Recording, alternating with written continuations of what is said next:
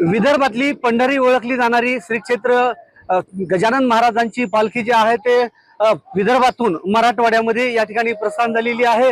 आणि आपण पाहू शकता की या पालखीमध्ये जे आहे ते 750 वारकरी भगवी पताका खांद्यावर घेऊन शुभ्र वस्त्र परिधान करत विठ्ठल नामाचा जयघोष करत या ठिकाणी प्रस्थान होत आहे।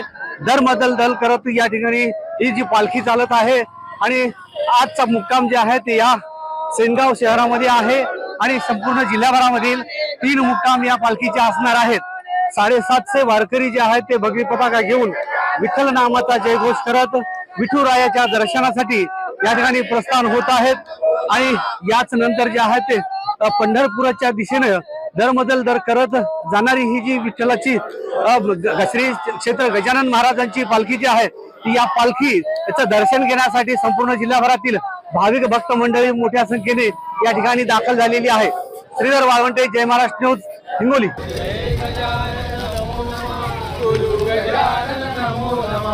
ओम गजानन नमो नमः, श्री गजानन